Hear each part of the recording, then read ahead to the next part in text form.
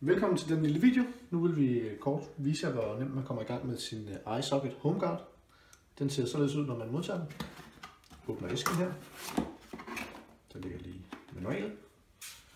Og så har vi selve iSocket HomeGuard. Det eneste man sådan set skal gøre, det er, at man skal tage sit SIM-kort og indtage den her lille revne, som er hernede i bunden. Det kræver lige en lille smule fingerspidsgefühl. Således. Og så er den egentlig klar. Så skal vi bare have den sat i stikkontakten. Jeg har et problem her, jeg ikke rigtig har plads. Så er det godt, at vi lige kan vende den om. Og sætte den i stikkontakten her. Vi monterer den her lampe for lige at illustrere, hvordan det hele fungerer. I stikket og tænder. Vi kan se nu, at den lige indikerer med lamperne her, så blinker, at nu er der tændt, og den så er klar.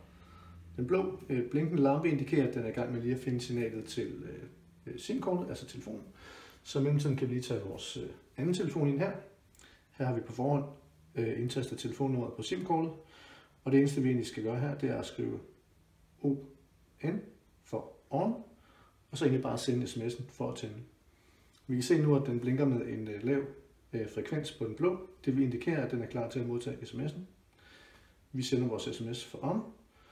Og lige så snart den så går igennem til SIM-kortet, så vil vi se, at lampen herovre den tænder.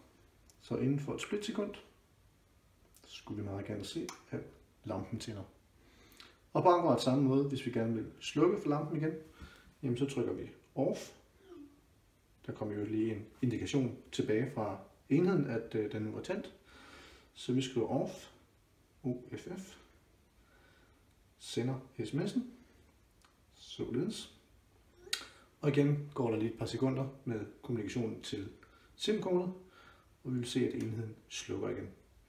På samme måde, hvis vi venter et øjeblik, skulle der gerne komme en kvittering på, at enheden nu er slukket. Den kom der. Så på lidt under et minut, fra man har pakket enheden ud og sat den i stikkontakten, jamen så er man egentlig klar til at gå i gang.